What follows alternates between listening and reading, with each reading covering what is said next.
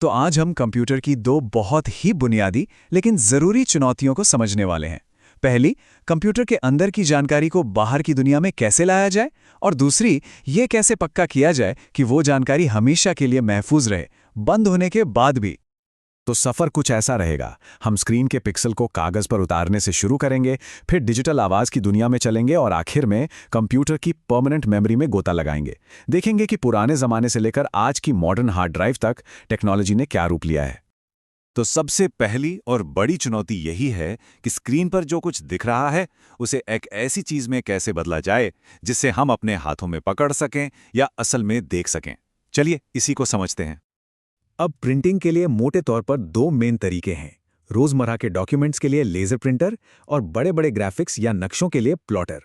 हैं तो दोनों ही आउटपुट डिवाइस, पर इनके काम करने का तरीका एक दूसरे से बिल्कुल जुदा है। लेजर प्रिंटर की सबसे बड़ी खासियत है उनकी क्वालिटी और सटीकता। इसीलिए तो इन्हें रोज के काम और प्रोफेशनल डिजाइनिंग के लिए बेस्ट माना जाता है। और ये जो डीपीआई है, मतलब डॉट्स पर इंच, वो जितना ज्यादा होगा प्रिंट उतना ही शार्प और क्लियर दिखेगा। अच्छा, अब सवाल यह है कि लेज़र प्रिंटर काम कैसे करते हैं। इसके पीछे की जो तकनीक है वो बड़ी कमाल की है। इसे ज़ीरोग्राफी कहते हैं। इसमें स्टैटिक इलेक्ट्रिसिटी का इस्तेमाल करके टोनर यानी पाउडर वाली स्याही को कागज़ पर चिपकाया जाता है। दूसरी तरफ प्लॉटर का सीन बिल्कुल अलग है। लेज़र प्रिंटर की तरह ये डॉट्स नहीं बनाता, बल्कि इसमें एक रोबोटिक हाथ होता है जिसमें पेन लगा होता है और वो कागज़ पर लगातार लाइनें खींचता है। इसी वजह से ये बड़े और डिटेल चित्र जैसे नक्शे या किसी बिल्डिंग के प्लान बनाने के लिए परफेक्ट होता है। ठीक है, तो विजुअल आउटपुट की बात तो हो गई। अब आते हैं आउटपुट की अगली पहेली पर। डिजिटल साउंड को असल दुनिया की आवाज में कैसे तब्दील किया जाए। यह प्रोसेस सुनने में भले ही टेक्निकल लगे, पर है बहुत सीधा सा। कंप्यूटर का साउंड कार्ड डिजिटल डेटा को एक ऑडियो सिग्नल में बदलता है। फिर स्पीकर उस सिग्नल को पकड़कर असली साउंड वेव्स यानी ध्वनि तरंगों में बदल देते हैं, जिन्हें हम सुन पाते हैं, चाहे वो गेम की आवाज हो या फिर कोई गाना। और अब आते हैं हमारी दूसरी सबसे बड़ी चुनौती पर। सोचने वाली बात है, कंप्यूटर बंद होने के बाद भी अपनी सारी जानकारी याद कैसे रखता है। यहीं से परमानेंट मेमोरी की दिलचस्प कहानी शुरू होती है। इसे समझने का एक बहुत बढ़िया तरीका है। सोचिए, रैम जो है वो हमारे काम करने की मेज की तरह है, एक अस्थायी जगह जहां काम तेजी से होता है, पर जगह लिमिटेड है। वहीं दूसरी ओर सेकेंडरी स्टोरेज हमारी पूरी लाइब्रेरी की तरह है, बहुत बड़ी, परमानेंट, जहां हम सब कुछ हमेशा के लिए सहेज कर रखते हैं। तो ये सब मुमकिन कैसे है? इसका जवाब एक शब्द में है, नॉन वॉलेटाइल मेमोरी। इसका सीधा सा मतलब है कि अगर पावर बंद भी हो जाए तो भी इसमें रखा हुआ डेटा कहीं नहीं जाता, वो गायब नहीं होता, और यही चीज इसे परमानेंट बनाती है। और इसी नॉन वॉलेटाइल नेचर की वजह से सेकेंडरी स्टोरेज इतना ज़रूरी है। इसमें बहुत ज़्यादा डेटा स्टोर किया जा सकता है।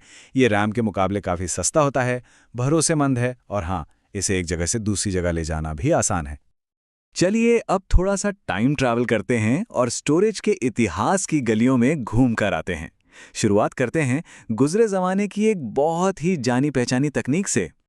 अगर 90 का दशक याद हो तो ये चेहरा जरूर याद होगा। यह है फ्लॉपी डिस्क। उस जमाने में डेटा को एक कंप्यूटर से दूसरे में ले जाने का यही मुख्य जरिया था। एक रिमूवेबल मैग्नेटिक स्टोरेज डिवाइस जो हर जगह इस्तेमाल होती थी। और इसकी कैपेसिटी कितनी थी? सिर्फ 1.44 मेगाबाइट्स। आज के जमाने में तो एक ढंग की फोटो भी इसमें पूरी नहीं आएगी। सोचिए जरा। तो इस पर डेटा रखा कैसे जाता था? पूरी डिस्क पर गोल गोल रास्ते बने होते थे जिन्हें ट्रैक्स कहते थे, और हर ट्रैक फिर छोटे छोटे हिस्सों में बटा होता था जिन्हें सेक्टर्स कहा जाता था, जहां असल में डेटा स्टोर होता था। तो फ्लॉपी डिस्क के जमाने से निकलकर अब हम आते हैं आज की दुनिया में और बात करते हैं मॉडर्न सेकेंडरी स्टोरेज की रीढ़ की हड्डी यानी हार्ड डिस्क ड्राइव की। ये जो तस्वीर है, ये एक मॉडर्न हार्ड ड्राइव के अंदर की है। ये एक बहुत ही कॉम्प्लेक्स और सटीक मशीन है जो डेटा को स्टोर करने और उसे वापस पाने के लिए डिज़ाइन की गई है। इसमें कई घूमने वाली प्लेटें होती हैं जिन्हें प्लेटर्स कहते हैं। ड्राइव के दिल में होती हैं ये प्लेटर्स। ये जो चमकती हुई डिस्क दिख रही हैं, इन पर एक मैग्नेटिक लेयर होती है, और असल में हमारी सारी फाइलें, तस्वीरें और प्रोग्राम सब कुछ यहीं पर स्टोर होता है। तो फिर इस डेटा को पढ़ा या लिखा कैसे जाता है? यहीं पर ये एक्चुएटर आम काम आता है। इसके सिरे पर एक रीड या राइट हेड लगा होता है जो घूमते हुए प्लैटर के ऊपर से गुजरकर सही जगह से जानकारी को पढ़ता या लिखता है, और ये सब कुछ अविश्वसनीय तेजी और सटीकता से होता है। और यहाँ पर स्पीड ही सब कुछ है।